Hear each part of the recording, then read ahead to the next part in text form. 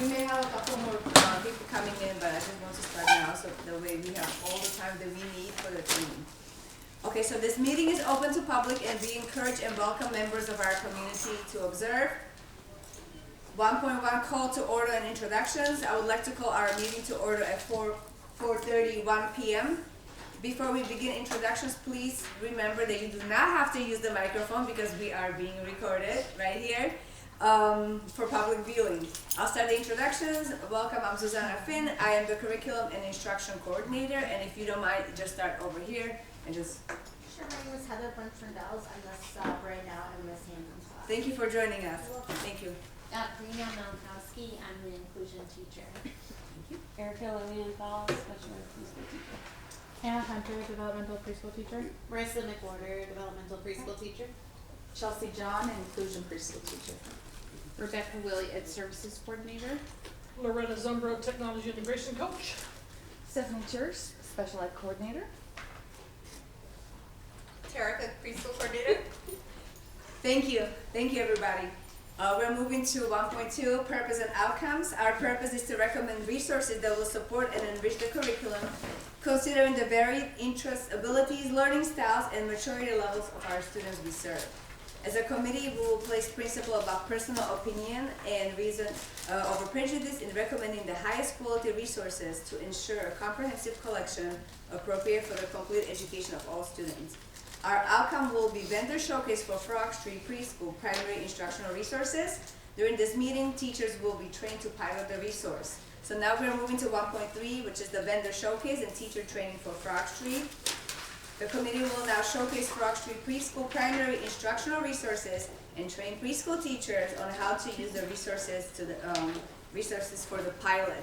And at this point, Sophia, this is all yours right now. So I'll just step aside and our teacher join us. I just have a quick question. If anybody has questions, do you have a specific protocol you want us to follow? Sure, Allie will be doing the presenting. Allie, do you have a preference for how they do questions? Yes, so I was gonna say it after my introduction, but I'll just do it right now. So I know that there's gonna be a lot of questions that you're gonna have in 2 or 3 weeks, maybe not necessarily today.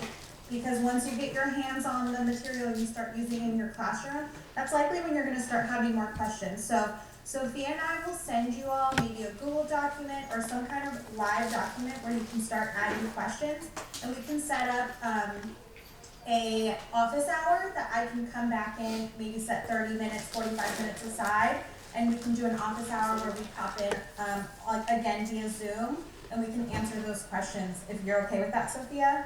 Absolutely, yeah. Yeah, so as you're going through the next 2 or 3 weeks, we can just put all those questions into a live document, and then I can, on my end, start answering them. But if I start seeing a pattern, like, oh, everybody's mostly asking about X, Y, Z, then we can utilize those office hours, those 30 minutes, in a very effective manner.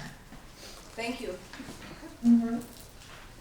Perfect. And then if you have any questions in terms of, I need to know this answer to this question or anything to really get started and make the most of it. Allie, is it okay if maybe they pop them into the chat or wait till the end and then we can do a little Q&A at the end probably? Yes, I'm going to leave about 15 minutes at the end for questions and answers. And if we don't have a lot of questions, then we'll just finish up a little early if that's okay. But I'm definitely needing some time. So if they want to put it in the chat box, and then Sophie on your end, you can either answer them or we can just save them to the end. Perfect. That sounds perfect. Okay. So if that all works with you all, my name is Sophia Beach. I am Arizona's account executive with Frog Street. I work with all school districts and Head Starts in the state. Our newest curriculum here is preschool. It is going to work wonderfully with all developmental preschool classrooms. I'm so excited to be able to bring this into developmental preschool classrooms and to really have something that works for them. Allie is our sales consultant here at Frog Street. She does many of these different implementation, trainings and webinars and all the things. She knows the curriculum even more than I do, and so we're so excited to have her today. She'll be doing the presenting for you to be able to get to know our preschool curriculum and everything you'll need to know to make the most of your 4-week pilot training. And I am also here to support, and then I will be working with you throughout the pilot as well, checking in, and then post-pilot, all of those things too. So Allie, do you want to introduce yourself and then? Sure. So Sophia did a great job of introducing me. I'm the bilingual national consultant for Frog Street. I've been with Frog Street for about a year and a half, and previous to that I worked for a school district in the greater Houston area. We're a very diverse school district. While I was there, I did 7 years in the classroom. I actually taught Frog Street in my classroom. I did the pre-K and the preschool program. Not this new one, but there's a lot of similarities, so I feel very confident in my ability to teach you all. And I also started and ran the dual language program in my school district that I previously worked for, so I have a lot of language strategies as well, if you happen to need those, as well as special needs differentiating as we go through. I know that comes up a lot, so feel free to ask me any of those questions. I'm very well versed in that. So I will go ahead and get started so we can take advantage of our time. But before I do, I always like to tell anybody that's piloting, number one, thank you so much for considering preschool Frog Street as a pilot. And number two, I want you all to know the big responsibility that you have as teachers and educators that are selected for this preschool program. I'm sure not everybody is piloting. It might just be a select few of you. And I'm sure you all were all selected for a reason. Many times the teachers that are piloting are very Excel teachers with lots of experience and training. And I want you to keep in mind as you're going through the program, keep in mind new teachers, subs, anybody that might just be coming into the classroom as you're piloting programs. Look at the teacher ease of use, all of the supports that are included. Think about all of the students. We want to make sure that the programs that you're selecting are equitable and service all the teachers and all the students. So keep that in mind as we're going through, and just focus on how easy this program is to use, not only for yourself, but anybody new that might be coming in the years to come. Okay, so let's move on. I want to tell you all about our mission statement here at Frog Street. Our purpose in Frog Street is to empower connected learning communities that inspire confidence and kindness in each child. That means that us, the educators, administrators, we use all the tools in our toolbox, all of our resources to grow the whole child, not just academically, but socially and emotionally as well. So as you go through our program, I think you're going to see that we really fulfill that mission statement. For our preschool program, we have some missions that we have specific to the preschool program that you all are piloting. So the first that I want you to know is that it's a comprehensive and integrated program that's designed for students between 36 and 48 months old. Now, know that we can differentiate and scale the product, the curriculum up or down, but it is intended for students around that age. And it is encompassing the whole child. So you will see lessons for literacy, math, social emotional development, STEAM, music and movement, outdoor play and art every single day. We're developing the whole child every single day. And we also include supports at point of use. That means embedded all throughout the curriculum. You're going to see points of use integration to help you, the educator, create a happy, healthy, safe, and engaging classroom atmosphere, and I'll show you later how we're going to do that. Another important point of this preschool program is that we incorporate the findings and the strategies of Dr. Becky Bailey's Conscious Discipline. This is a social emotional program, and we incorporate this because we want to help create a sense of school family. We want to encourage positive interactions. We want to encourage students to self-regulate. And so you're going to see these strategies embedded all throughout every single day. Also, you're going to see that our teacher guides are super easy to follow, and there's lots of components to support instruction. So I love how easy it is to use. I feel like it's very approachable, especially if you've been using your own material or other materials for years to come. I think you're going to see that starting this new curriculum is not as intimidating as you might think it would be. Okay, so these are our themes, our 9 themes for the preschool program. Correct me if I'm wrong, Sophia, they're piloting the first 3. Is that what they're doing? Oh, you're on mute. Theme 2.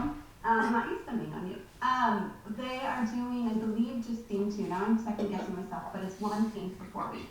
Okay, great. So you will be doing theme 2, and that's what I'm training you all on today. But if you choose to move forward with Frog Street Preschool, I want you to see the joyful themes that we have.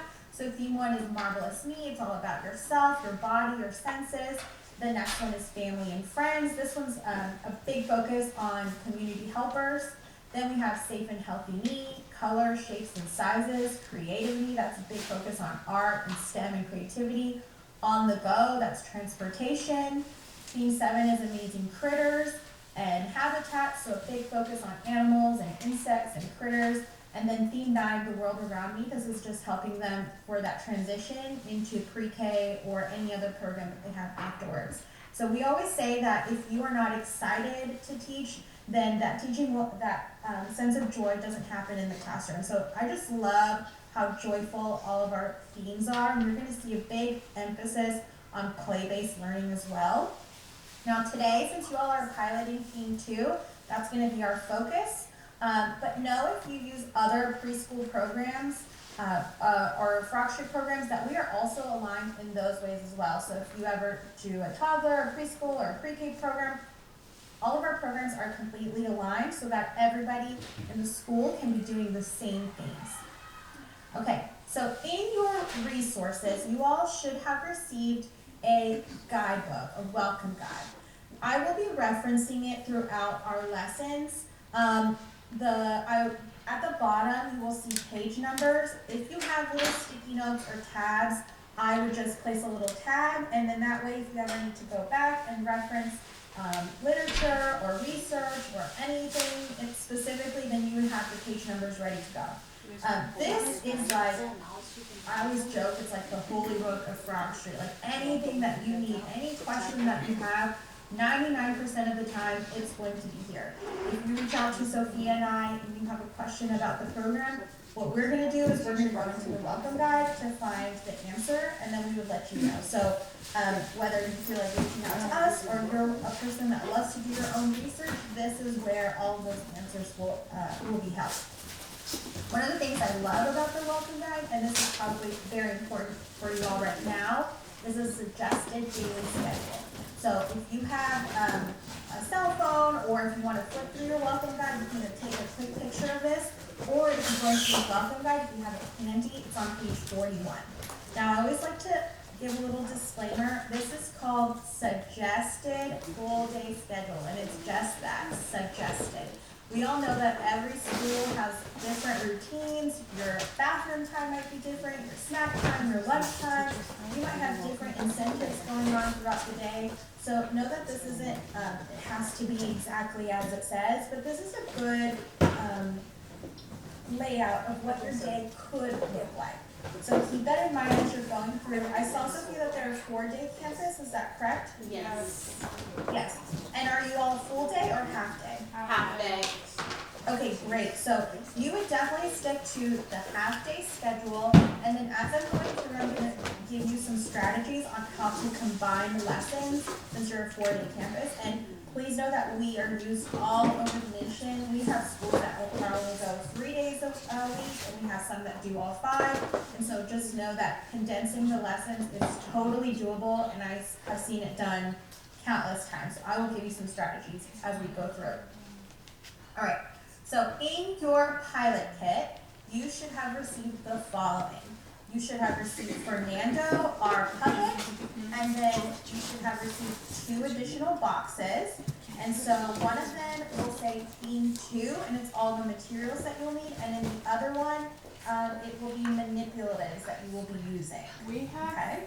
sorry, we have 3 boxes. Oh, okay.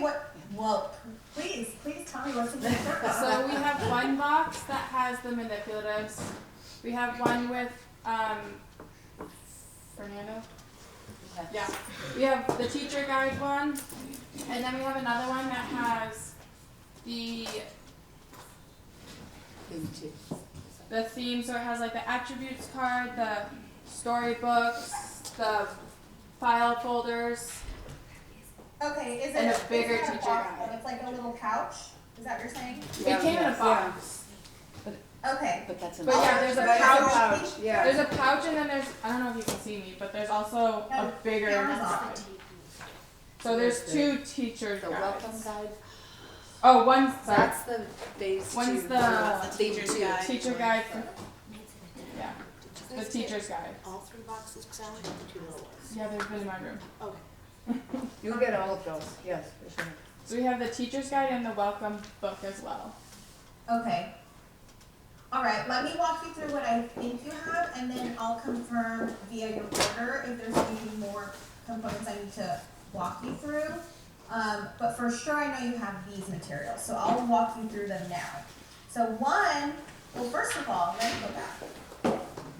I always joke that a woman designed this because a man could have never, I'm sorry there's men in the room, but a man could have never done this. They had chosen a woman because everything is stored so incredibly well, so well organized. You do not need to dig around and look for materials ever again. And I wish that I had the same type of packaging for my Frog Street curriculum when I was in the classroom. So everything that you need for your theme, I'm holding up to theme 6, but yours will be theme 2. Everything that you need for the next 4 weeks will be in one box, which is, oh my God, such a time saver. And then, when you open up your box, I'm gonna shift my slide over. You will have a zippered pouch that looks like this. Sorry, my camera has me tiny, but this zipper pouch is so amazing. Inside, I'm sure you all saw that there are 3 components, 3 sections where different cards are held, and then it has a big pouch where all of your photo cards are. So as you're going through your lessons, it will tell you pull out XYZ material, and if it's a printed material, it will come from this little pouch. Now, I know myself as a teacher, I always printed out extra things, like if I'm doing art projects or anything extra that you want to add, I would put them, for my next year, I would put them in this pouch so it's ready to go. Does that make sense? You can store additional materials in here when you're getting ready for the following years as well. And so, in one little pouch, you'll find all of your photo cards, not your photo cards, these are, what are they called? Your counting cards. And another one you'll find all of your vocabulary cards that you'll be using, and then another you'll have all of your letters. And so what's really great about this, and this is where I always say that a woman has to design this, is say you're introducing, for this theme, you're introducing the letters C, D, and F. And in theme 7, you're also going to introduce letters C, D, and F. You don't have to go back into the other box and dig those items out. There will be things that are repeated. So you don't have to go to another box later on in the year and pull out the materials. Everything that you need for each theme is there. So there might be duplicates of a photo card or duplicates of vocabulary, and that's done intentionally. Now, I know where my teacher brain goes, so say you put this out in your writing center so students can practice how to write the letter C, and you forget to put it up at the end of theme 2. Because that tends to happen, I know it did for me, and you find it weeks later, and you're like, oh my gosh, what box does this specific item go in? At the bottom of all your cards, it will say theme 1, theme 2, theme whatever, and so you know exactly where every single card goes. So if you ever find a straggler around in your classroom, you know where to put things away, and I just love how it was designed so intentionally as we go through. Just keep that in mind. Inside the box, you'll find the clear pouch. You'll also find your teacher cards, which we will go through today. If you have them handy, please pull them out. And then you'll find your magnetic story folders and your read-aloud books. So all of that is included in your box labeled Theme 2. Okay? I think I just went through this next one. So there's that clear card pouch, your teacher guide, you'll have your magnetic story folders, and then all of your read-aloud. So everything that you need is in one box, ready to go. Think of all that time that you're saving. I know if I could save 5 minutes from prep, that's 5 extra minutes I have for myself, that's 5 extra minutes I have for my students, and we know that all those little minutes really add up, right? Okay, another thing that should be included in your pilot kit is your manipulative container. So it should have your froggy counters, it should have attribute buttons, pocket cubes, and your connecting cubes. So all of these items should be included in your pilot kit and know that everything that is included you will use. And so in the lessons, it will tell you when to pull everything out. You're not going to have items that are not going to be used. So if you realize later on in your lessons you're done piloting and you never opened up something, that's a little clue for you that maybe you might have missed something. So everything that is included, you will be using. Okay? And then we also have Fernando, which I heard you all had. He comes with his own playhouse, so he is stored in his playhouse every single night. And part of our routine in the mornings is to wake up Fernando and get him out of his box. But something that I love about our Fernando puppet, one, his mouth has a little magic, so he opens and closes his mouth in a very cute way. And he wears a size 2 tee. So if you have a big sports league that you want to promote, or if you have school t-shirts, you can get them made in 2T. I know when I was doing like my community helper theme, I had a fireman suit for him, I had a nurse suit for him, just anything to incorporate the themes going on. I love dressing up Fernando, and he really becomes part of the community. Actually, here in Houston, it snowed for the first time in like, I don't know, like 10 years, y'all. And so I've got so many of my teacher friends, they put winter clothes on Fernando and a scarf, and everyone was sitting him outside in the snow taking pictures. It's a very big deal for here in Houston. So you can do so many things with Fernando. I know at the beginning of the school year, we used to take him to the nurse or the cafeteria or the playground, and we would just take him and take pictures of all the different areas in the classroom and in the school with him. So really the possibilities are endless with our Fernando puppet. All right, so we are going to jump into the curriculum. I know that's what we're here for. We are going to do theme 2, and specifically we're going to go through our pets theme. So I believe that's week 3. So let me skip the page over. And let me look. It looks like it's page 42. So if you could open up your teacher guide and go to page 42, your first page that you should see is called Week at a Glance. And I'll give you a couple seconds. No, there's more of it. Alright, so as you go through Week at a Glance, this is exactly what it is. You as an educator will be able to see everything that's going on. They tell you to keep the end in mind, and we are being very mindful of what our week is going to look like. Of course, we have a 4-day week, and I will show you how to combine those. Typically, the hard and fast rule is to combine day 3 and 4, and I'll show you exactly how to do that as we go along. So over here to the left, you'll see greeting circle all the way down to closing circle. So this is what your day is going to look like. We have our morning message, which is like where we write a small sentence with our students. We have our read alouds. Now, of course, we are in a half-day program, so most half-day programs do 1 read aloud, and sometimes they get to a 2. So you could probably alternate read aloud 1 and read aloud 2 if you realize that you might not have time for both read alouds. Then we have our math small group time, our STEAM, and our mindful movement. So just know that that's ready to go. Also here we have what's called greeting circle. That's our little circle time. And we already tell you exactly what's going to be happening during circle time. We have our word of the week. This is a vocabulary rich program. We want to encourage vocabulary growth.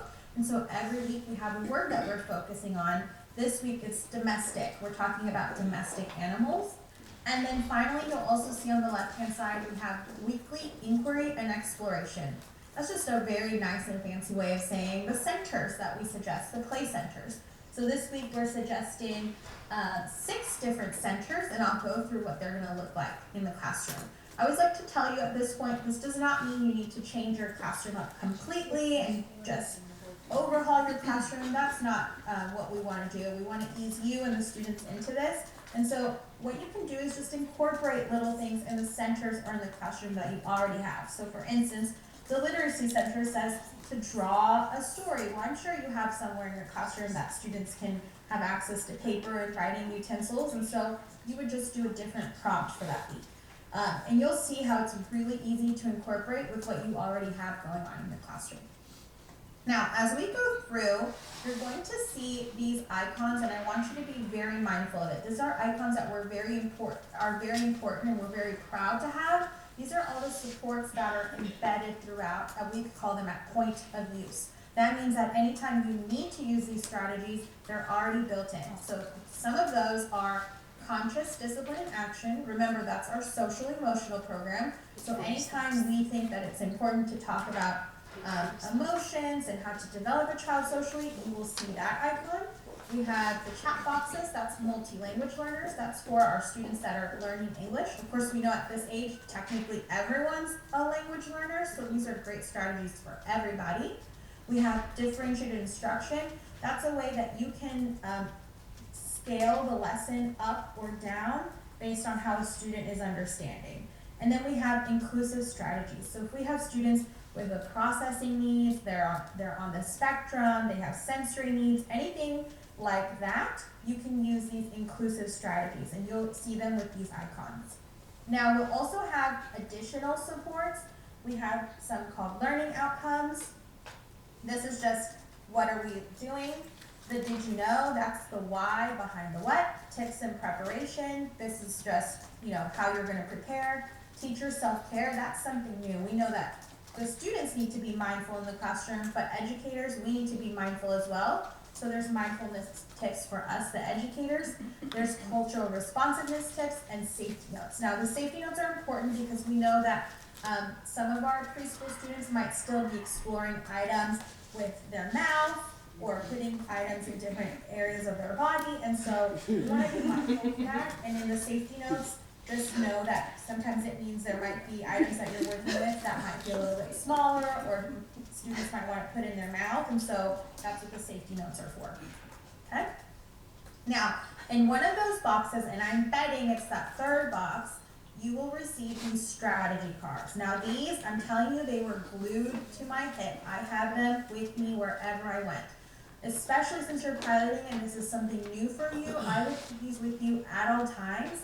These strategy cards basically teach you, the educator, how to teach specific skills. So say you are teaching alphabet knowledge, a letter, and you want to take students through the step of how to learn a letter, you can just pull out that card, read it over, and it guides you step by step on how to do it. Same with writing words, calming strategies, geometry. So if you're teaching different skills, literacy skills, math skills, social emotional skills, there is a strategy card for that skill.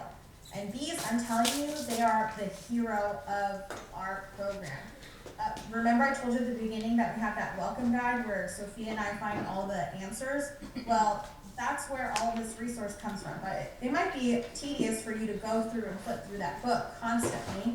And what we've done is we've condensed it into very small little bite-sized pieces for you to be able to just pull that research out as you need. Okay? All right, let's move on. So if you flip the page in your teacher guide, you should be at page 44, which is materials for the week. Now, I love this page because if you ever have a parent volunteer or somebody that helps you in the classroom, I would always give this page over to them. Why? Because visually, they can pull all the materials that you're going to need for the coming week. So all the books that you're going to need, all of the posters, vocabulary cards, materials, photo cards, everything that you need visually is already shown there. And again, it's going to be so easy for you or somebody else to pull because it's all coming from one little box. So you don't have to look through different boxes. Now, there are some areas that don't have a lot of visuals, and that will be on page 45 where it says prepare, gather, and lily pad. Prepare means just that. You might have to cut something or glue something, but it's very minimal. And I would look ahead to where those materials are for prepare because sometimes you might already have items that go with what that lesson is. So you might actually be preparing a little bit less. And just know that the prepare section is very minimal, very small. It's not very time consuming at all. Then we have our gather section. These are just items that you might already have in the classroom that you could use in the lessons to make the lessons a little bit easier. So for instance, this says like markers, a box, pencil, glue, like you probably already have those items in your classroom already. If you happen to not have the items on the list, don't freak out. Don't say I can't do the lesson because if you flip to the actual lessons, you can probably figure out a different alternative or still do the lessons without it. So just keep that in mind as you're going through. And then we have a section that's called LilyPad. LilyPad is our digital platform. That's where you find all of our digital resources like books, music, videos, printables, all of those things. And so this is where it's telling you to go to LilyPad and you would just look for those items to complete your lessons. Okay? All right. So let's turn the page. We're going to go ahead and dig in, and we are at our greeting circle. So remember, greeting circle is part of our conscious discipline program. Conscious discipline is a social emotional program that helps students regulate their body and their emotions. And we do this through a 4-step daily routine. This is what we call a non-negotiable. You need to do this every single day because you are teaching valuable skills. Students do not know how to regulate their body and their emotions.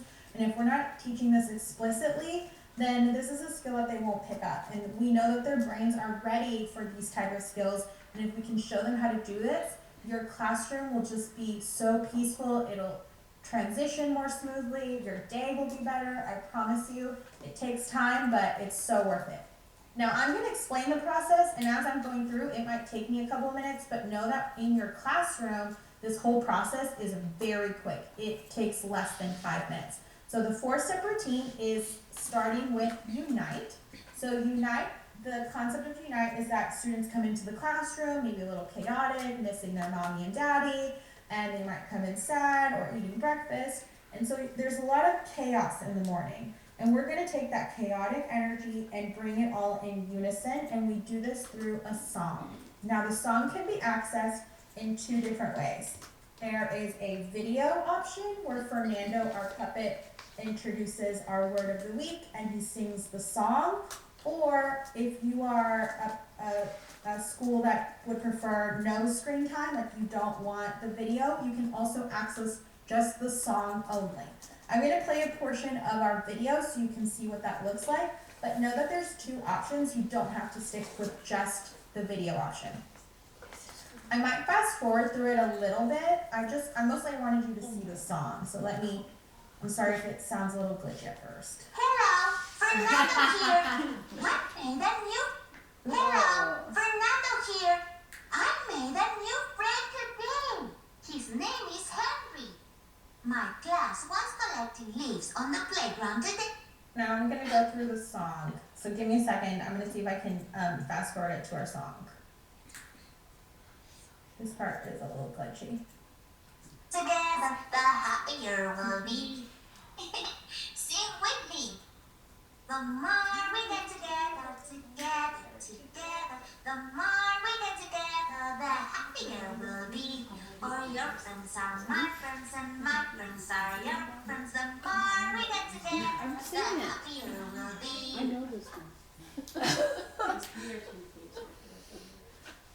So the video itself is super fast. I think it's maybe 2 minutes. And so I have a lot of centers and schools that will do the video maybe once or twice a week, and then the other days they'll do just the song only. Or if you want to do the video every day, just know that there's different options, and there's a video for every single week. So Fernando introduces the word of the week.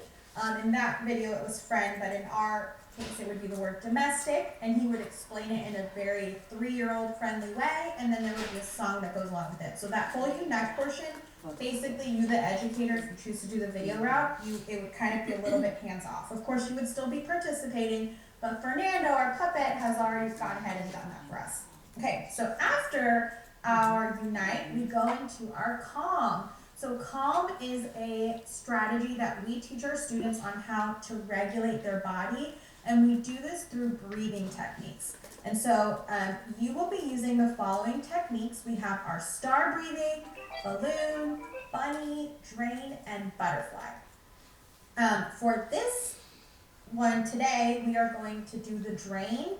Now in conscious discipline, they say that research says that we have to do the breathing 3 times in order to release those unhappy chemicals in our body and to start that process of relaxation. So we're going to practice the drain together. I'm going to demo it once, and then you all will do it once for time's sake, but know that in your classroom you want to do it 3 times. So typically you'd be standing, I'm sitting right now, but the drain, you lift your arms and you hold them very stiff, As you inhale, so you'll be breathing in, and when you exhale, you open your arms and your hands, and you make a shh sound as you exhale. So I'll demo it right now. Inhale,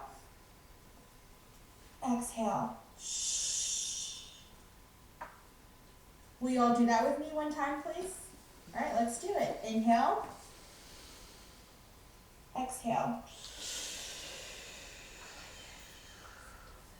And what you're doing right now at the beginning of the day, they might not be having a tantrum. They may not be having a moment, but what you're showing them is a way for them to regulate their breathing during tantrums that might happen throughout the day, and giving them a strategy that they can use in order to regulate their mind, their body, and their emotions. I'm going to show you a video of what that looks like in practice. So here we have Jaime. Know that Jaime is a little bit older. He's 5 years old, and he has been doing the breathing and calming techniques for about a year. So he is very well versed. In this video, you're going to see resiliency. He tries one breathing technique, and it doesn't work for him. And then he's going to try another. I want you to focus on Jaime, but then I also want you to look around the classroom and see what else is happening as I play this video.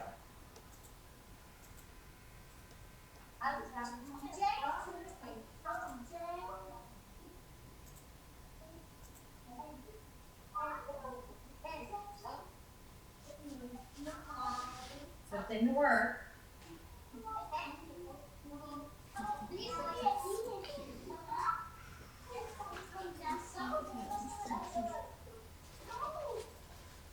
All right, so in that video, Jaime did the balloon breathing, and he kind of checked in himself. He kind of rubbed his eyes like, oh my gosh, that's not working.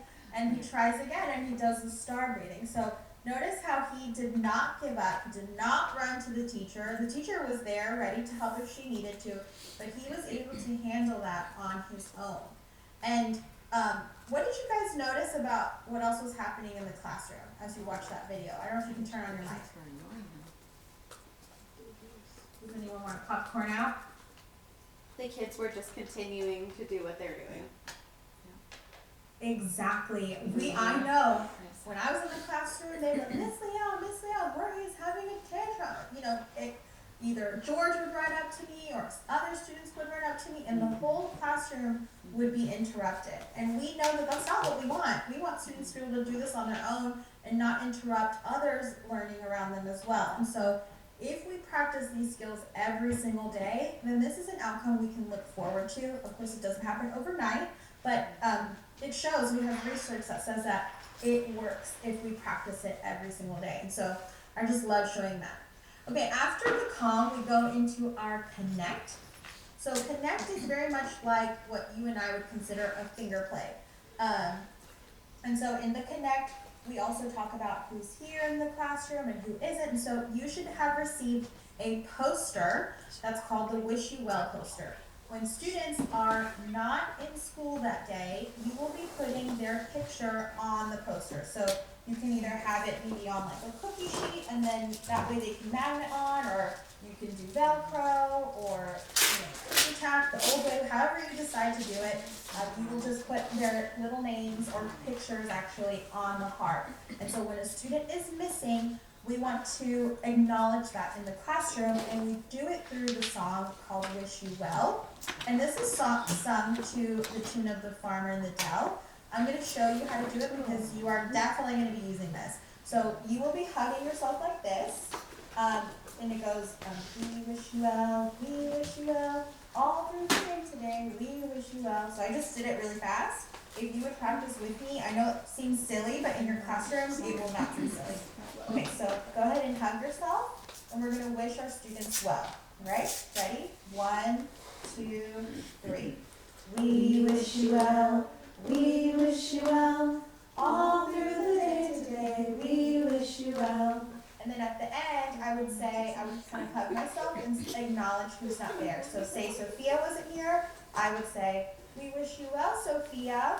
And then the next day, when Sophia comes in, we will acknowledge that she's here. Using Fernando, our puppet, we will acknowledge him using the absent child ritual.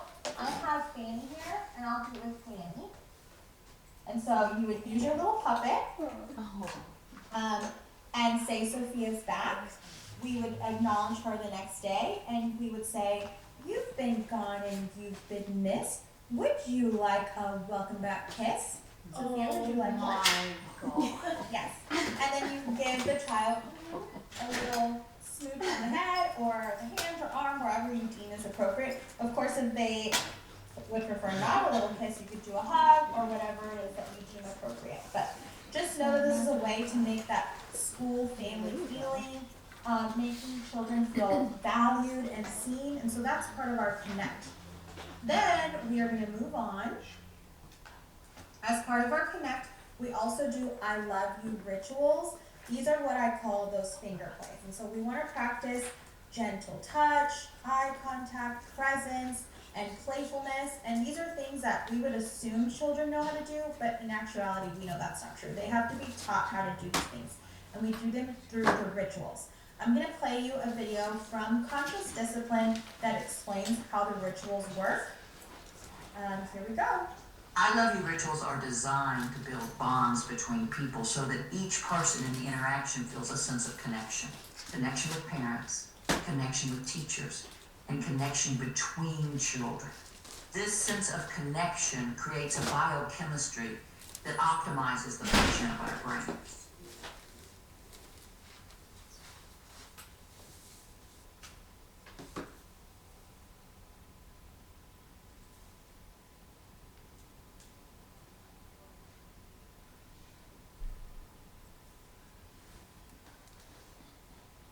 We call it a star. What a wonderful child you are. With big, bright eyes and this little cheek. Sweet.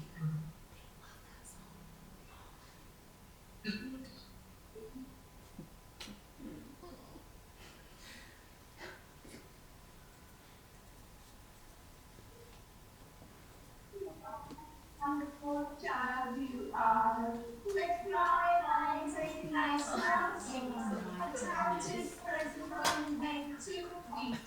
Twinkle, twinkle, little star, what a wonderful child you are.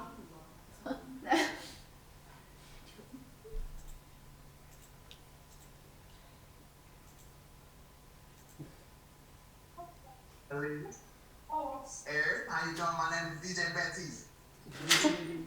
Keep it on your knee.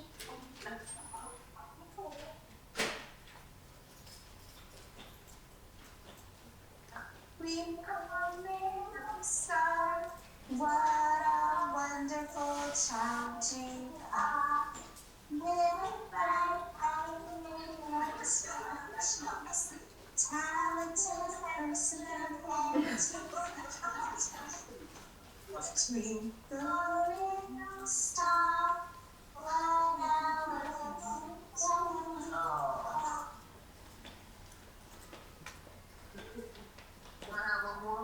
One more best for Mr. DJ.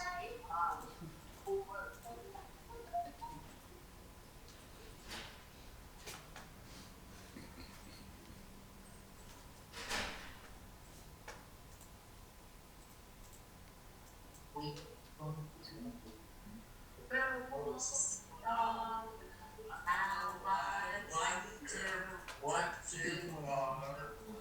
With bright eyes and rosy cheeks, a talented mother from head to feet.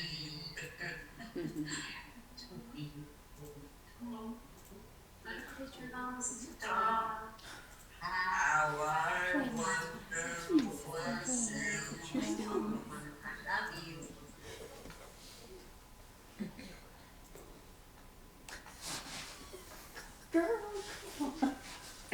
Allie, you got people in here crying.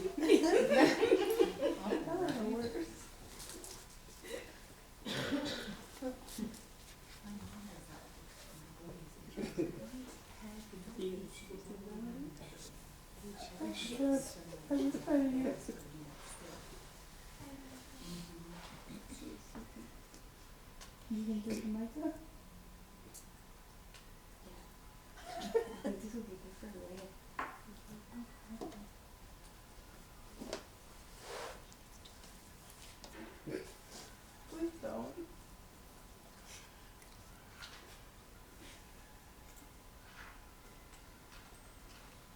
I have to tell y'all, so one year, or a couple months ago, I had to do like 4 pilot trainings in a day, and I had to watch this video 4 times, and I cried all 4 times. Every time I watch it, I cry. I'm such a crybaby. Especially the one at the end where they're doing the ritual with, I think it's her mother. That one gets me so hard. I was a caregiver for my husband's grandmother, and we did some of those rituals with her, and it's amazing how the songs and the emotions really tie into our brain, and it helped calm her, and I used it in my classroom as well. The research is there and it works, and so I just hope that you see it as a non-negotiable, just like how I did when you're piloting the program, okay? All right, so let's move into something a little bit more lighthearted. We're gonna go into our commit. So this is the last portion. Remember, I'm explaining it with detail, but as you're doing in the classroom, this whole thing takes less than 5 minutes. So our commit portion is just that. We have 4 desired actions that we want students to do in the classroom, and we're gonna teach them explicitly how to do those, and they're going to commit to doing one of those. So if we wanna practice listening ears, big voice, helping hands, and walking feet. Now, of course, if you realize later on that you wanted to add more commitments, you can do those, but in the program, we're focusing on those 4 commitments. Later on, students will get to show and pick which commitments they want to do, and so they can select, oh, I'm gonna focus on listening ears today, or big voice, but at the beginning, especially now that you're introducing them, the whole class would have the same daily commitment. So they make a promise to using, helping hands, walking feet, listening ears, big voice, etc. So that completes your greeting circle. Then we move on to our morning message. Now, morning message might seem a little bit intimidating because it might be the first time that students are sitting, watching you write something out, but trust me, it's written in such an easy, teacher-friendly way. So it has a 3-step routine. Step 1 will be say the sentence, and it's always a focus on a phonological awareness skill. If you look here where it says phonological awareness, can you see what is our focus? See where my mouse is, I don't know if you can see. Sentence segmentation. Exactly. So we are going to say the sentence, and we're going to be focusing on the phonological awareness skill of sentence segmentation. Then you will say the sentence. So for instance, day 1, it says Patches purrs a lot. So you would say, boys and girls, we're going to do our morning message for today. Our morning message is Patches purrs a lot. Can you say that with me? Patches purrs a lot. Great. Now I want you to say it and tap your knees as we say it. You're going to focus on them tapping their knees for every word. So let's do it with me. Patches purrs a lot. Good. And so then you want to make sure as you're doing this that they are tapping each word, not each syllable. So instead of them, when they touch their knees for patches has 2 syllables, we want to make sure they're not doing patches, that they're just tapping their knees once, patches. And so as you're going through, you're going to be mindful. If we were doing syllabication, then that would be fine. But for this one, it's sentence segmentation. So you just want to be mindful of that. Next part, we're going to go into step 2. It's called write the sentence. And so our print concept, we are focusing on what?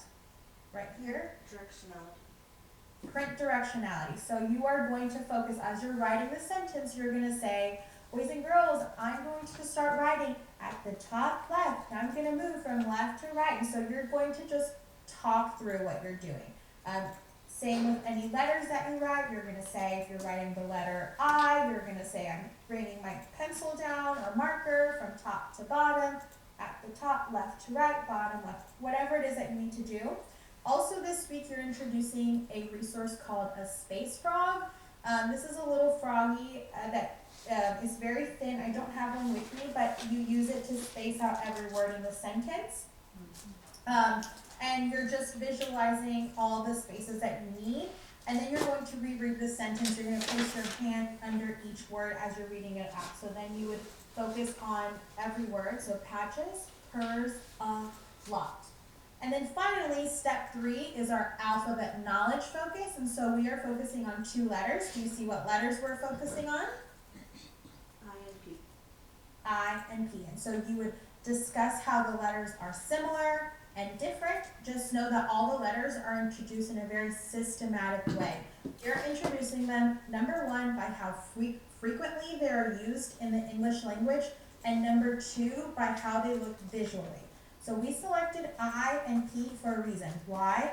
I has basically only straight lines, and P has straight and curved lines. So visually, a student can discriminate the difference between the two letters. And you'll see that as you're going through each week. The 2 or 3 letters of the week will look very different, and that's done on purpose so that students can see visually how different the letters are.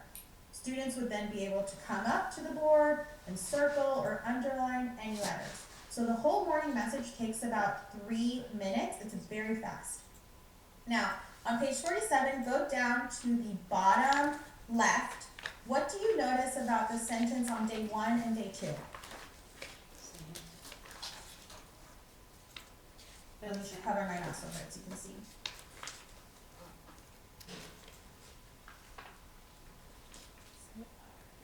They're the same sentence. Yes. So day 1 and day 2 will be the same sentence, and that is done for a reason. Research says that repetition helps wire the brain for understanding. So day 1 and day 2, all this, the morning message will be the same. You will be doing the same thing over again. Day 3 and day 4 is the same, and day 5. Now, since you are a 4-day campus, you are going to repeat day 1. So Monday, Tuesday, you would do the same sentence. Day 3 and 4, you would do the same sentence. Day 5, you would just not do. Okay, so you would be only doing the repetition, which we know is what's going to help the students understand that learning. As you go through, let me see if it has this. No, let me see. Give me 1 second. I wanted to show this really quickly. This is a phonological awareness staircase that you will go through. So we will be focusing on these skills. We'll be focusing on listening, sentence segmentation, compound words, syllables, writing, and alliteration. Now, of course, we're not expecting our preschool students to learn it to mastery, but we are exposing them. So this is just the process that we're going to take our students through.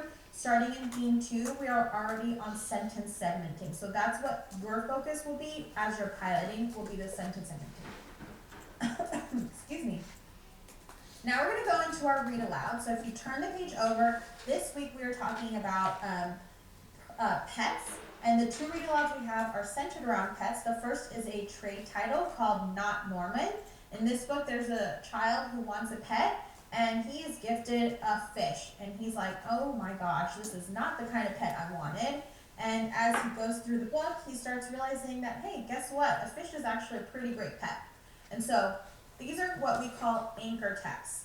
You will be reading the same book from day 1 to day 4, but you will be using separate resources along with the book. So for instance, up here you will see what resources you will need. Some days you will bring in some image or photo cards, or a magnetic story folder. We'll bring in different vocabulary photo cards, or different letters. So you will be focusing on different skills all the time. Now, since you are a 4-day campus, what you're going to do is that you are going to look ahead and see which days you need to combine. Typically, I will say you will combine day 3 and day 4. However, I'm just looking at it right here. I probably wouldn't do that for this week. Why? Because day 4 has the magnetic story folder, and that's going to take you a little bit longer to go through. So just keep that in mind. If I were looking at this, I would probably combine day 1 and day 2, because this one, you're just talking about domestic animals, and then you would be showing 2 images of what domestic animals are, along with your read aloud. So keep that in mind as you're going through. Unfortunately for the read alouds, there isn't like a hard and fast rule. Typically you'll be combining day 3 and 4, but just looking at this, I probably would do day 1 and 2 combined, okay? And just a quick side note too, you're not going to be, this isn't going to be perfect in 4 weeks, right? So use this time to be able to trial and error, give yourself grace, know that, if you don't pick the perfect days to combine in a 4-day week, that's okay. Simplify, and layer things in too.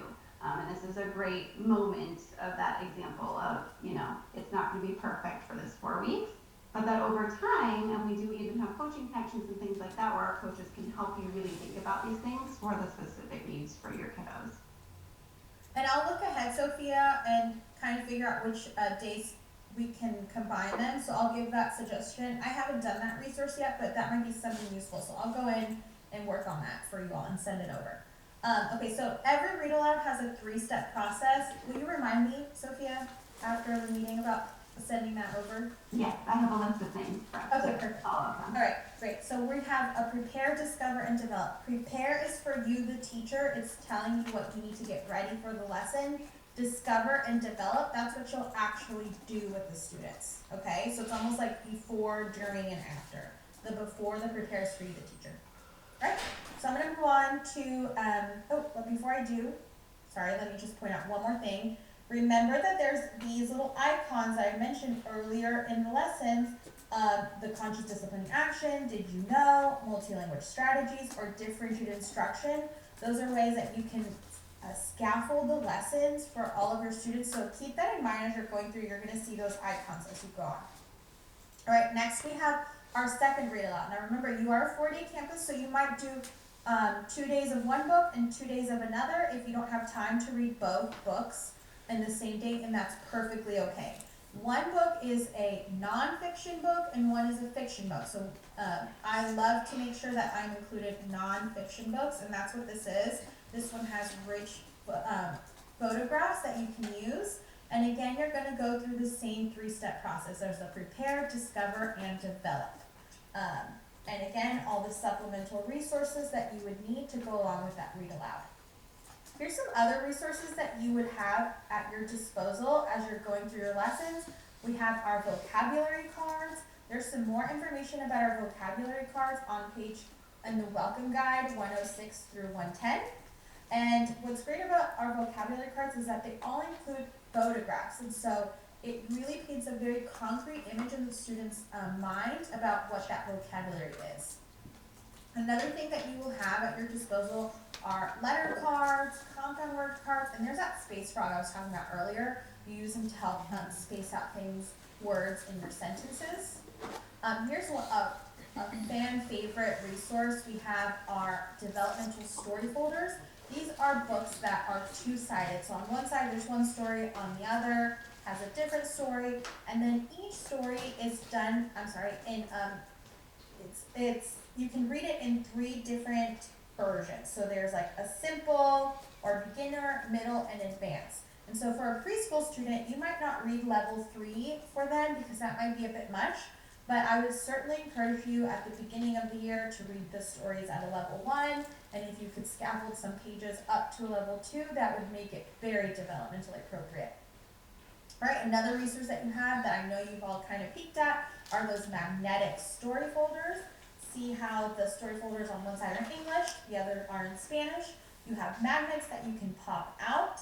And then as you're reading the story, it will tell you which image you would pop onto either a cookie sheet or a magnetic board as you're reading it along. Now I do have a little tip for those magnetic story folders. This is from Pam, our other national consultant. Any place for you. You know, we get our best ideas from teachers who are using our program, and this suggestion came from a teacher in California, and I always share it now with new users. This is a magnetic piece from the 3 bears. It's Mama Bear's chair. And to help preserve these magnetic pieces, to keep them clean, and to keep the edges from breaking up, take a piece of Scotch tape, get yourself a piece that's a little bit longer than 1 inch, tape that piece to the front, press it down, you hardly see the tape at all, bend it over, tape it to the back, and then press the tape together, making a little tab for this particular piece. So when you're using these pieces on your magnetic board, you just grab that tab and the pieces come right off. You don't have to use your fingernail to pick to get the piece off. It's such a great idea. I hope you'll do this with your magnetic props or your story props in the magnetic story folders. What a great idea. I just love this tip because eventually you'll be putting these magnetic story folders in the a library center, and students can use them on their own. And we know that they might not have the skills to take those magnets off by themselves without this little tip. So be sure to use it. Even for yourself, it's so great to have. All right, another great resource that you have, this is for vocabulary growth, is our photo card. So on the front of our photo cards are rich, beautiful images, and on the back, you yourself can see the image, so you don't have to crank your head around to look up front. There's vocabulary you can use, sign language, and then there's two resources that I absolutely love. There's the discussion portion. This is like a turn and talk, and there's a movement that can go along with it. So you can prompt those rich conversations as you use these photo cards. There's also strategies for students that might have speech delays or are new to speaking English. There's multilingual strategies with all of our photo cards. All right, let's turn the page over, and you should be at our math small group section. So here we have, again, our math small group. Now for this one, I am going to suggest that you combine your days 3s and 4s. And as you go through, you will see that you have all of your vocabulary that you will be using. All of your vocabulary materials that you need are already listed above. Again, we go through that 3-step process of prepare, discover, and develop. So prepare is for you, the teacher, to get materials ready, and then discover and develop is what you would actually do with your students. At the top where it has the I, that's the learning outcome for the whole week. So you know exactly what skills you're working on. Again, we have those inclusive strategies, differentiating, the did you know, so there's background knowledge for you, the teacher.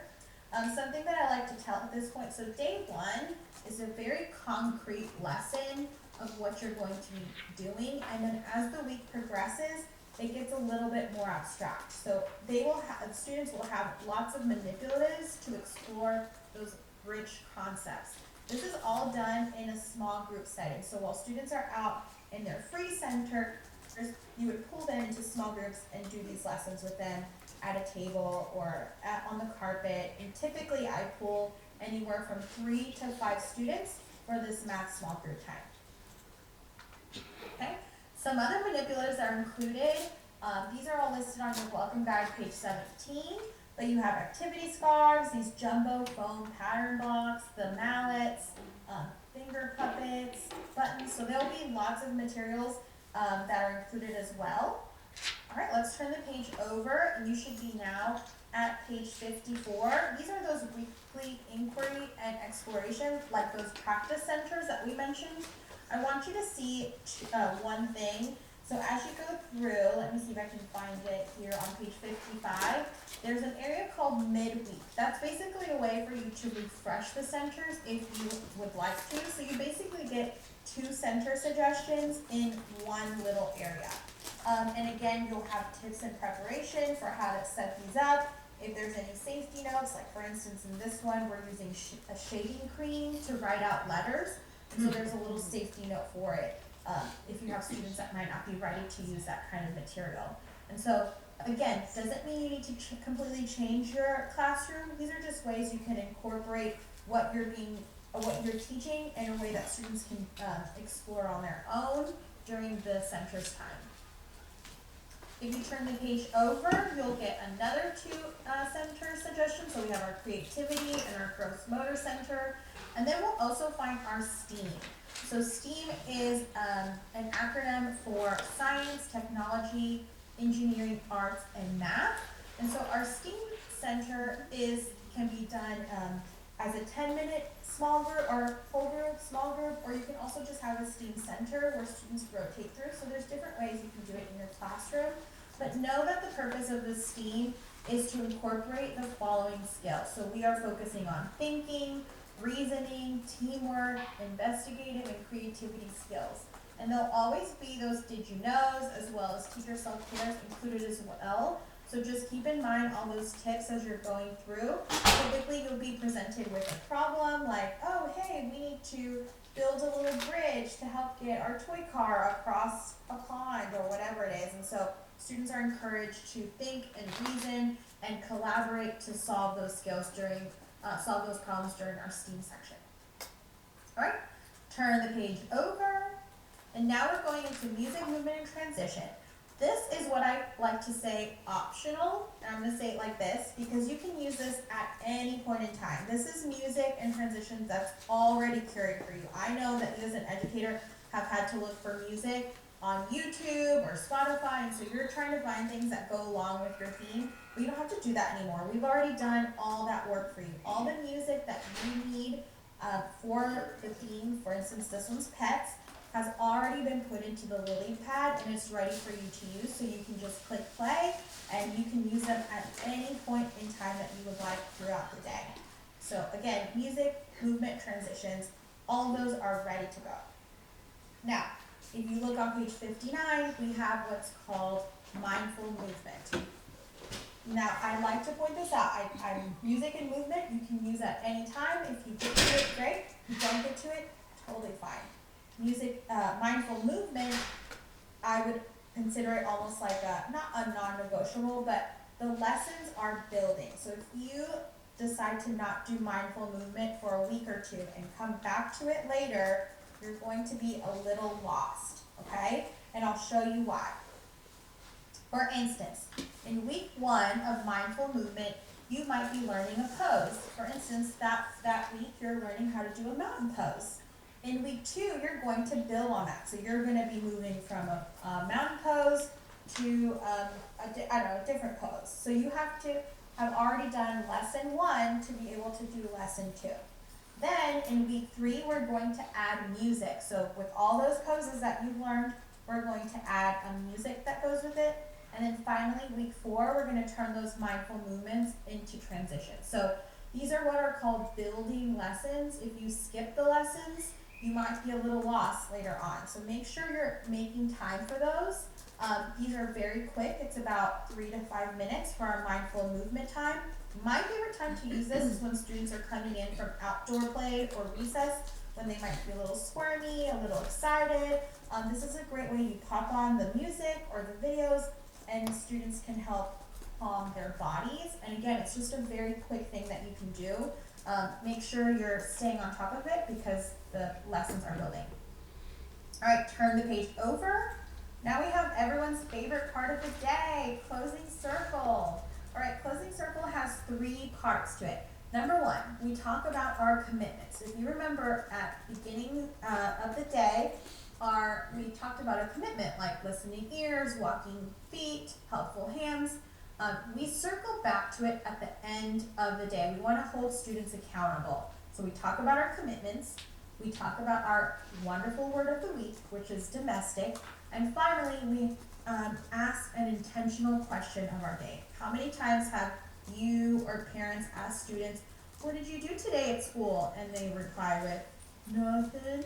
So we want to make sure we're not doing that. We want to prompt them like, okay, this is what we did. This is what we learned. We want to encourage that discussion at the end of the day. And so that's your 3 steps to your closing circle. Something I like to point out also is assessment opportunities. So whether you do your own assessments or you're using assessments through us, there's opportunities to assess students using in the social emotional categories, language, cognition, and physical. So you can see different ways that you can assess students. For instance, like take a picture, a work sample, or write down any notes that you might have. So know that that's ready to go, those assessment opportunities.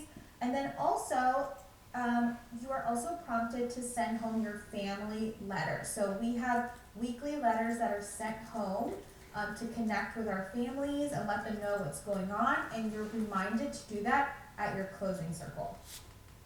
If you could flip through your book, at the very end, it looks like it might start on page 82. We have what we call art activities. So these art activities can be used at any time. You don't have to stick to, the first one doesn't have to be in week 1 or week 2. You can do 1 art activity per week, 2 art activities. I think you're given a total of maybe 6 art activities. They're open-ended and can be used anytime during the theme. These are optional. You can choose to do them or you can choose to not, but know that that is included and ready to go. There's also wonderful outdoor activities. Now these are week specific, so it will tell you week 1, this is what we suggest you do. Week 2, you could do this. And so just know that we have those outdoor activities ready to go. We also have our sign language that will tell you exactly any sign language you will be using. That's on page 96, or it should be. And then we have our conscious discipline ritual. So if there's anything like that wish you well song or welcome back song, you might not know the songs like Sophia and I do. You would just flip through the back of the book and they would tell you how to do all of those rituals. Okay, let me go through. We have the posters.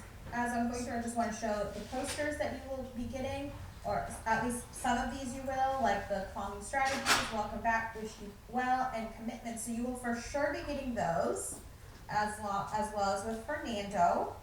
And then I'm going to quickly show the Lily Pad, which is a teacher portal. If you can write your questions as I'm going through it, and then I should have, it looks like I'm going to have about 15 minutes. So I'm going to show our portal for about 3-4 minutes, and then I'm going to leave time at the end for more questions. But something that I want to show before I get into the Lily Pad, we have different developmental checklists that are included. So if you are assessing students and you want to make sure they're developmentally on track, those are included in the Lily Pad. And here's those family connection letters that I was talking about earlier. There's an editable portion, so you, the teacher, can add a personalized lesson as you go through. So let me do that now. I'm going to stop sharing while I pull up that screen. Give me 1 second. Did it stop sharing, Sophia? Yes, it did stop sharing. And then one more little thing on the portal that I think is worth showing them just because of some of the developmental classrooms, is the inclusive strategies through the portal. If we just have a quick time, and knowing that with the whole curriculum does come as a physical kit as well, but something that they should take advantage of and looking at through the portal. Yes. Okay. Can you see my screen? Yes. Okay, great. And does it say, it says Lily Pad, right? I can't see what you guys are seeing right now. My screen. Yeah, with the curriculum resource. All right. So just know that mine is a little different because I can see all of the curriculums. Yours would just be preschool. So just keep that in mind as I go through. So below, yours might say launch apps, access, feedback. Launch apps is if you buy like assessment with us or other things. You might not have that on yours, as well as the at-home access.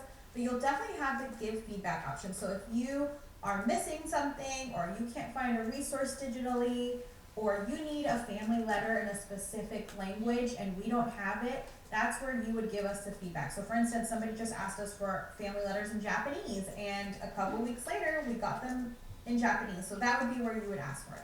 So you would click on Get Curriculum Resources. Let me go down to preschool.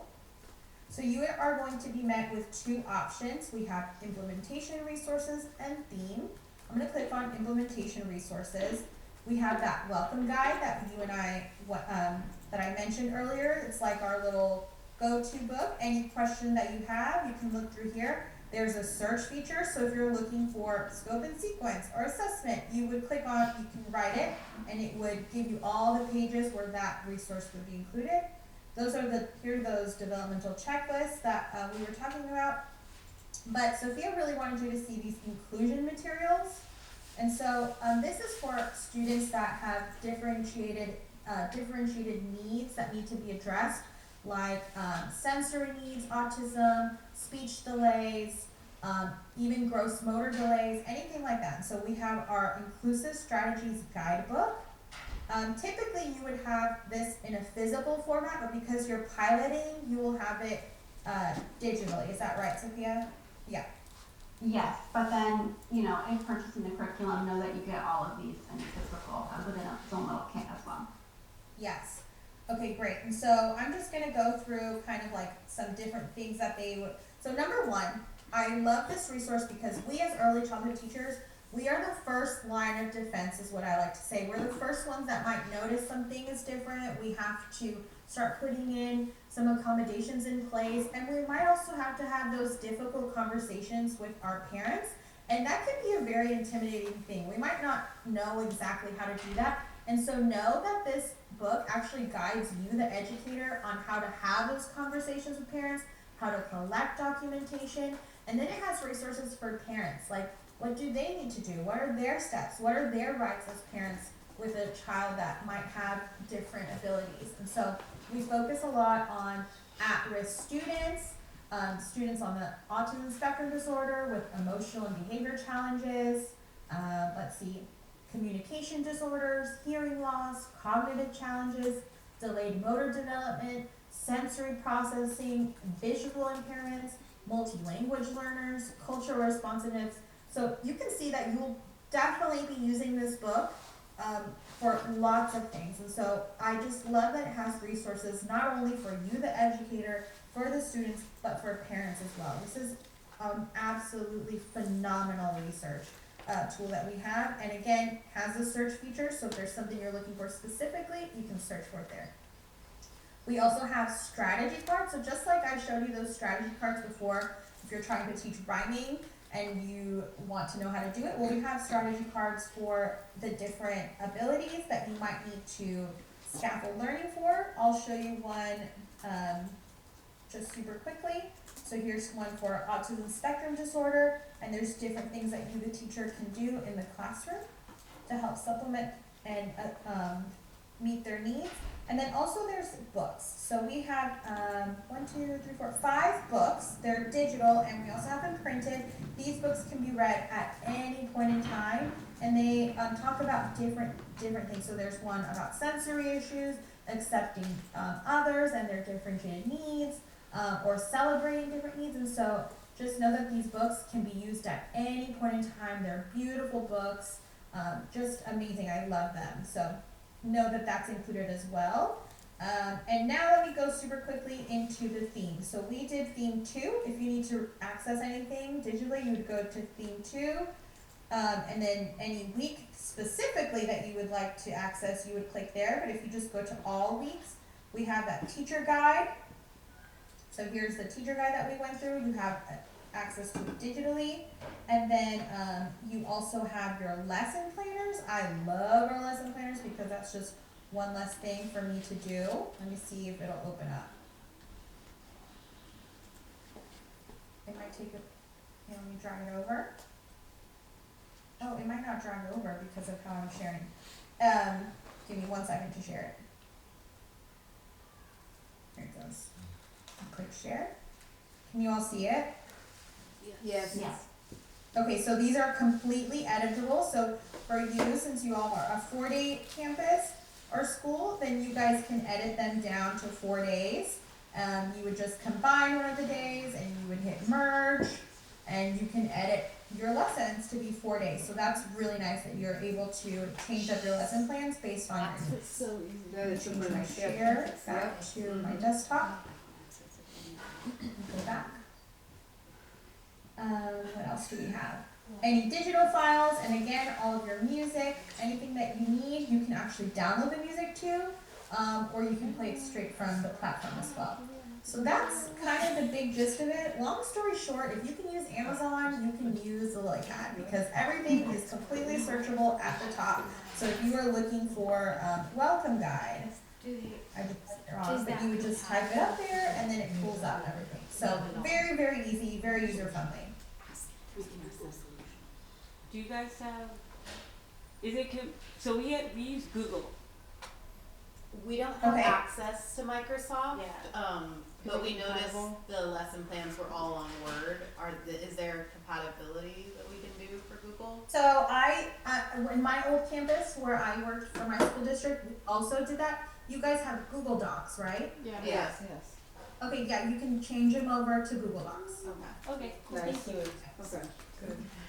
I had the same thing happen to me when I was in the district. Yeah. You can, I think when you click open, you can select open as a Google Google Docs. Doc. Yep. So that would be. Oh, that's easy. And again, you'll still be able to edit.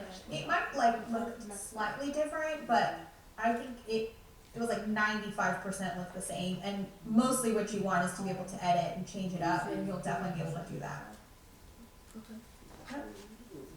Was there any other questions? I know there was so much information. We have about 10 more minutes. Take your time thinking about questions, but again, I know from experience that you might not have, you don't know what questions to ask today, right? And so as you start digging in, I encourage you all to write sticky notes or questions, anything, any small, even if it seems minuscule. We want you to be successful in it. And the only way we can do that is if you ask questions and we can help you answer them. So I'm gonna start a Google Doc since you all use Google. As you're thinking of questions, I'm gonna start one for you all, and I'm gonna share the link. And then any questions that you have, Sophia and I can answer them, or we can set up a office hour where we can meet again. So I'll do that as you are thinking of questions. She's sharing the link with you so you can send it. So I got a question. Okay? Yeah, she will.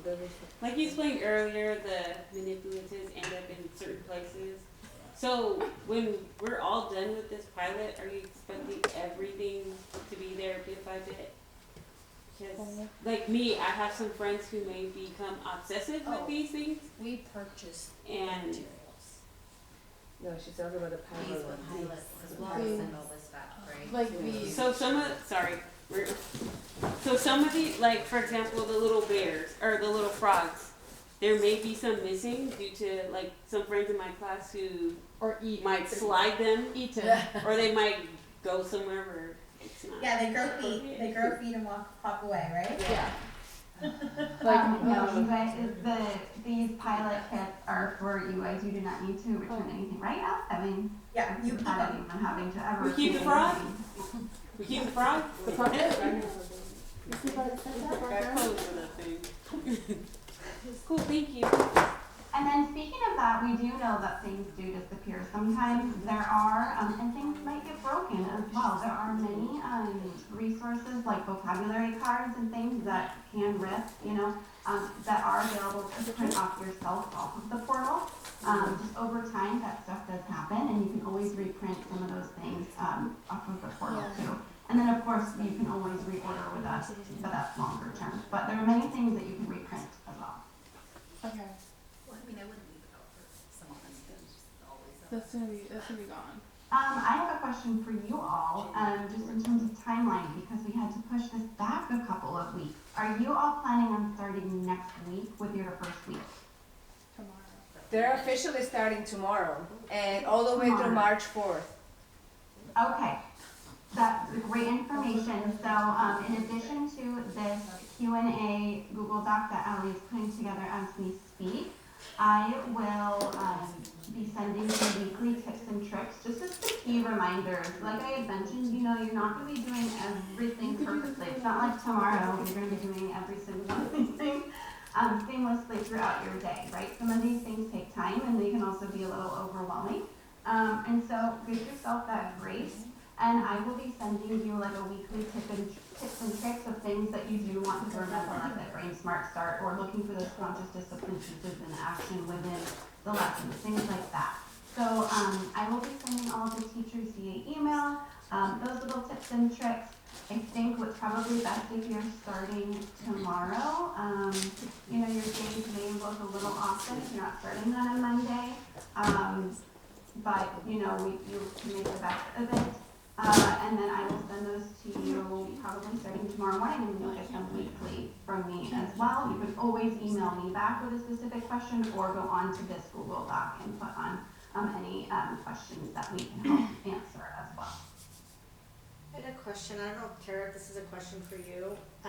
How do I access the portal? Is there like a user, a password that I should know? Great question. So Sarah, who had been working with Tara when we were rechecking in when I was on maternity leave, I feel like we have gone through so much together in this last year, Tara and I have been talking about this. And then I got a baby, and now I'm back. But Sarah had mentioned when she was taking over for me that she had shared the portal access with you all.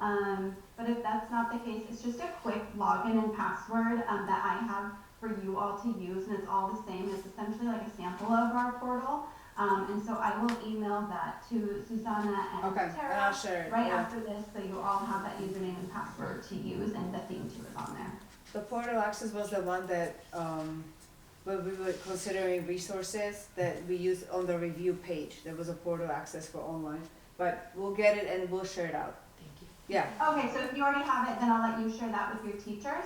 Or just send it and again, let me just know. in case, please. So many emails. Like, Send it again. Yes, I don't know. If you could resend it, that would be great. Yes, resend Yeah, it to me and absolutely. Tara, please.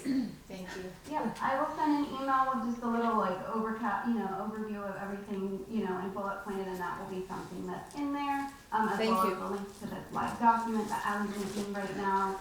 Again, I'll send you weekly tips and tricks to get the most out of it too. And then Allie will also get back to you, because I have this on my to-do, of what days that you might want to think about combining with some of those read alouds and math and all of those things, since you're a 4-day week. Now I have another quick question. For the morning message, do you suggest writing the sentence on like a whiteboard or like a chart paper so it stays up? So it can be done either way. What we want to avoid is anything with lines, so you will not be writing on a lined paper. So if you choose to do paper, that's fine, just make sure it doesn't have lines. We want to avoid that. That's something that's introduced later on in the pre-K program. So it can be done on a magnetic board or paper. Yeah. That's a great question. And I think the key with those ones too is you're writing it together. When I was a teacher, I'd always write those ahead of time because I wanted to be as prepared as I could. Morning messages, I do that before the kids come. But the idea is that to support that phonological awareness and the print concepts, you're saying it together first and then writing it together, and then on a whiteboard or blank paper. That's right. I don't know if I said that when I was talking over the morning message, but please make sure you're not writing. Even step 1, you will not be writing. You don't write until step 2. So you very much want to write with the students. We're exposing them. We want to make sure they have those print awareness skills, and they can only have that if you are explicitly walking them through it. So yeah, great questions.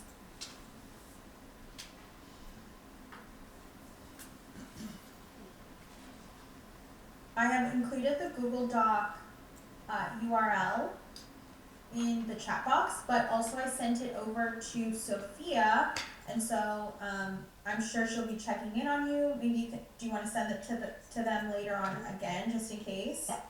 Okay. Yep, I will send you all an email with the portal access with username and password, the Q&A link that Allie just made, and then I will also be sending you weekly tips and tricks just to check in, and so you should have plenty of support from both of us throughout the next 4 weeks. And we want you all to be so successful, so please don't feel like you're bugging us or, or they're silly questions. Sometimes I go through that where people are like, oh, we just didn't want to ask, it just seems silly, but that's not the point. The point is we want you all to be so successful, to fall in love with the program like we did, and so even if it's just the tiniest little baby question, like please do not feel bad about doing that, and that's what the Google document's for. So if you want to reach out that way, you can do it that way as well. Do we have any more All right, questions? it looks like we have 1 or 2 more minutes, so if we don't have questions, we can either wrap it up or we can stay on for a minute or 2 longer. It's totally up to you all. Just have a question for you guys. I think we're okay. Thank you so much. Thank you so much. Thank you. you. Great, wonderful. Thank you. Have a great evening and good luck to you all. Thank you. Thank you. Bye. Thank you. Bye. Okay, so I'll just quickly wrap this up. I believe that I need to be facing this camera, so we're going to, you received your training. We're moving to agenda item 1.4, upcoming committee meetings. So as we mentioned before, this pilot ends on March 4th, and that's the same day that you will be trained by the second vendor, right? So on March 4th, we'll meet again from 4:30 till 6. The plan is the boardroom, but if anything changes, we can always move this here. Seems to be pretty comfortable, and maybe it's easier if we receive the materials here. We'll figure out a way to make sure that you get everything you need, and then it's an easy access for you to go to a classroom. I shared some of the timelines with you, so you should be able to see it. There was an adjustment due to the change that we had to push this back. So everything is adjusted, but the good news is that we're still on track, making sure that we're still presenting in May to the governing board for approval. So we did not lose any time in a way that would impact our future purchase or anything like that. So that's good. So I am just moving to agenda item 1.5. Thank you again for taking your time, joining us, bringing all of these boxes. I'm super excited for you guys. Erica seems to be very excited about certain components of this as well, and she showed us. So have a wonderful rest of your evening, and I would like to adjourn this meeting exactly at 6 o'clock, right? This is probably the only time. So we